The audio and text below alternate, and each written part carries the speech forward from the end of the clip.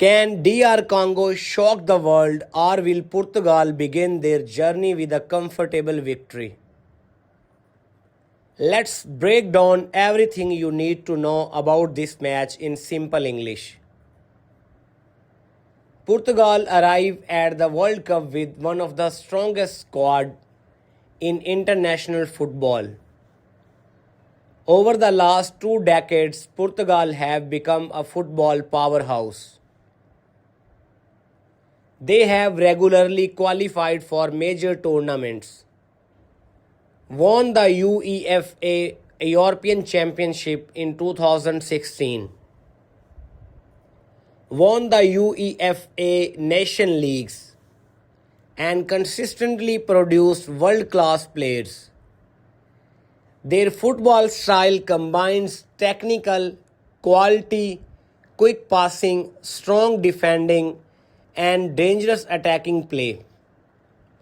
Portugal are no longer a team that depends on a superstar. Instead, they have quality players in every position and can hurt opponents in many different ways. When people think about Portugal, many immediately think about Ronaldo. Even though he is one of the greatest footballers in history, Portugal now have new generation of stars leading the team. Players like Bruno Fernandes, Bernardo Silva, Rafael Liu, Diogo Jota, João Neves, Vitina, Robin Dias, Diego Costa give Portugal quality from defense to attack. Their midfield is especially impressive because they can control possession, create chances, and dominate games against weaker opponents. Portugal's biggest strength is their ability to keep the ball. They are comfortable playing short passes and patiently building attacks. Against teams that sit deep and defend, Portugal usually have enough creativity to find openings. They also have dangerous players who can score from long-range shots, free kicks, crosses, and counter-attacks. This makes them one of the most complete teams in the tournament. On the other side, we have DR Congo, a nation making a historic return to the World Cup. For the people of Congo, simply reaching the tournament is already a major achievement.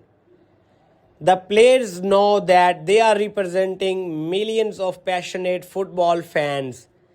They may not have the same reputation as Portugal, but they have earned their place in the World Cup through determination, through their teamwork and strong performances during qualifications.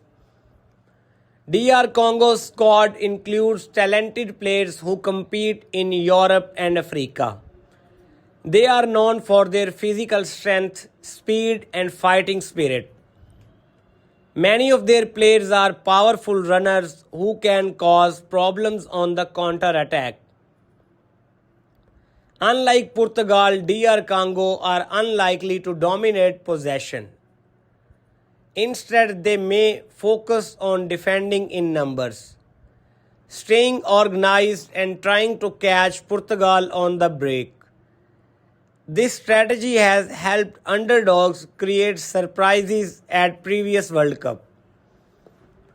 One key battle in this match will be midfield. Portugal have some of the best creative midfielders in the world. If Bruno Fernandes and Bernardo Silva are given space, they can create scoring opportunities all game long. DR Congo must work hard to close down their player and prevent them from controlling the tempo. If Portugal dominate possession early, DR Congo could spend long periods defending near their own penalty area. Another important battle will be on wings. Portugal have quick and skillful wingers who love taking on defenders. Rafael Liu, for example, can beat defenders with pace and dribbling. DR Congo's fullbacks will stay to find discipline and avoid giving Portugal too much room. If Portugal begin creating dangerous crosses into box, DR Congo could face a very difficult evening. Defensively, Portugal also hold significant advantage. Ruben Dias is one of the world's top central defenders, and goalkeeper Diogo Costa is known for making important saves. Portugal rarely concede many goals against low-ranked teams because they are organized and disciplined. DR Congo will need to take advantage of every attacking opportunity they get because chances may be limited. Looking at FIFA rankings, squad values, player quality, tournament experience, and recent performances, Portugal clearly have stronger team. They have more players competing at elite European clubs and more experience in high-pressure international matches. Most football experts expect Portugal to control possession, create more chances, and spend most of the match attacking. However, football is not played on paper. Every World Cup produces surprises. We have seen smaller nations defeat giants before.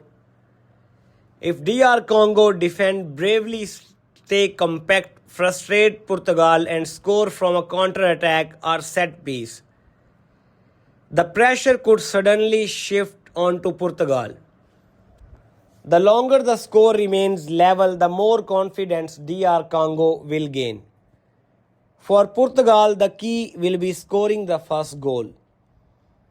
An early goal would force DR Congo to open up their defense and leave more spaces behind. Portugal could then use their technical quality to create additional chances. If Portugal score early, the match could become one-sided.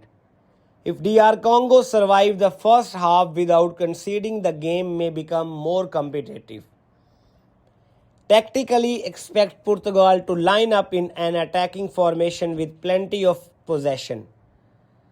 They will likely push their full back forward and try to overload the wings. DR Congo will probably defend with many players behind the ball and look for quick transitions. Their best chance may come set pieces, corner, and fast counter-attacks. Now let's talk about the possible score lines. A narrow DR Congo victory would be one of the biggest shocks of the tournament. A draw is possible if Portugal struggle to break down a defensive block. But based on overall quality, Portugal should have enough firepower to win the match. My prediction is Portugal 3 and DR Congo 0. Portugal's superior midfield, stronger defense, and greater attacking depth should eventually make the difference. I expect Portugal to dominate possession, create many chances, and start their World Cup campaign with an important victory. Goals could come played from Bruno Fernandes, Diogo, Rafael Liu. Final prediction, Portugal will definitely 3 or over goals and DR Congo will 0 or 1 goal. Thank you for watching. Do you agree with this prediction or do you think DR Congo can produce a World Cup upset? Let me know your prediction in the comment box below.